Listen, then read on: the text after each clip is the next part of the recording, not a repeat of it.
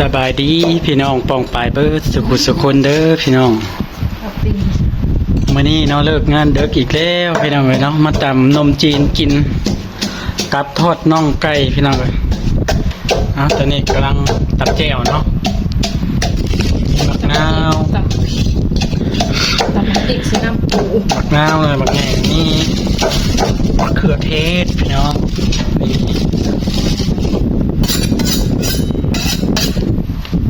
มะนาวมา ใส่ จาก มะ สวน าวลงไป สดๆน้ำมาจากบ้านนอกมาจากโคราช มาจากโคราชพุ่นนะพี่น้องน้ำลายนี่เลย น้ำปลาต้องขนาดบ่ทันตำซ้ำก็แซ่บแล้วพี่น้อง แซ่บเลยบ้านนอกชิ้นแห้งพออยากเอาไว้เลย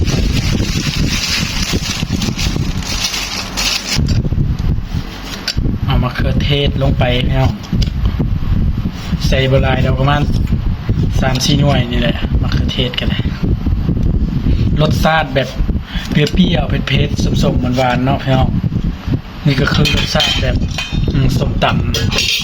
มันต้องแบบซี่พี่น้องใส่น้ำปลาลงไปโอเค นัวใส่แล้ว ทีนี้ก็ปลาร่าที่ขาดก็ได้ก็คือปลาร่าพี่น้องใส่หน่อยก็แซ่บหน่อยใส่หลายก็แซ่บหลายพี่น้องเนาะนี่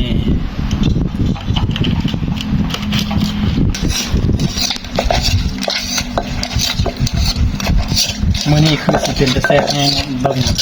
บิ่งจากการตำแล้ว ทั้งน้ำตาลทั้งนวลแต่ก็มีนวลแซ่บเลยมันบ่มีมันเป็นแซ่บเลย นี่พี่น้องนี่ก็คือนมจีนที่เตรียมไว้เนาะนางบังพัดลมภรรยาคนนี่เอานมจีนลงไปแล้วพี่น้องล้นโคกหมดแล้วนี่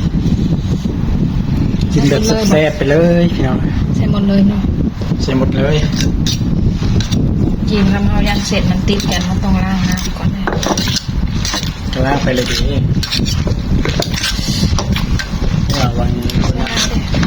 ใช่ได้ จะแซ่บนะพี่น้องเนาะ แล้วเราจะใส่ไหนเนี่ย ทานเดี๋ยวเตรียมให้ เดี๋ยวเลยค่ะยังขาวเลยขาดความนวลเลยขาดเป็นนวลเลยเนี่ยโอ้ ใกล้จะเสร็จแล้วครับ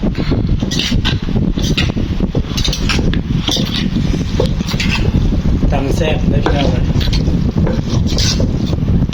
คนตำนี่ก็ตำแซ่บเลยตำขายนี่ก็โย่ได้แล้วโคกละ60 บาท10 บาทนะพี่น้องเสร็จเป็นที่เรียบร้อยนี่เทใส่ถาดเลยมีทั้งแหลมเทียมห้อยแล้วให้เราฟุกมีทั้งผักบุ้งรูปยอดกระถินเนาะพี่น้องโอเคไปเสิร์ฟเลยพี่น้องเกือบปีนเนาะมาละจ้ากินข้าวเล่นกันพี่น้อง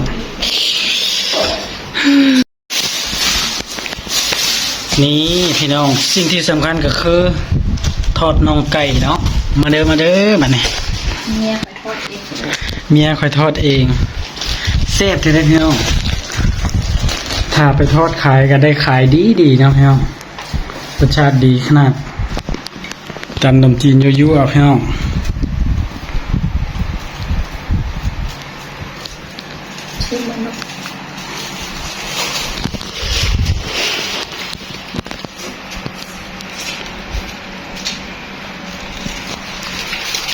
แซ่บป่ะ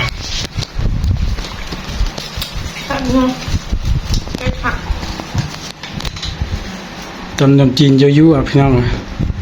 เลิกงานก็เดิกแล้วเนาะพี่น้องกลับมาก็เฮ็ดอยู่เฮ็ดกินแบบนี้แหละพี่น้องแต่มื้อนี้ก็ตำนมจีนเนาะเมื่อวานนี้ก็กินอย่างก็เมื่อวานนี้ทอดซีนบ่เมื่อวานนี้กินกล้วยขมพี่น้องเนาะบ่ได้ถ่ายลงให้พี่ให้น้องได้เบิ่งเนาะพี่น้อง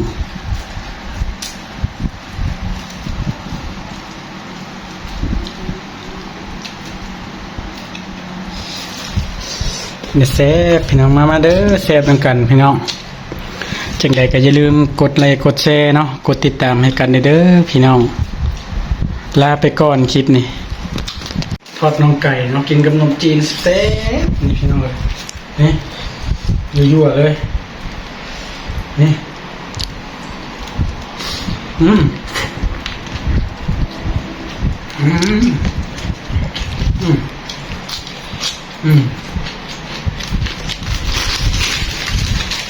แซ่บแห้งพี่น้องเนาะ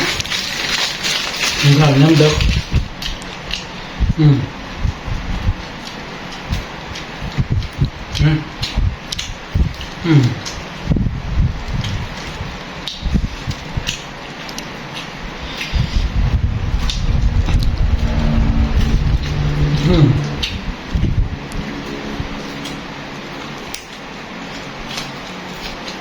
โอเค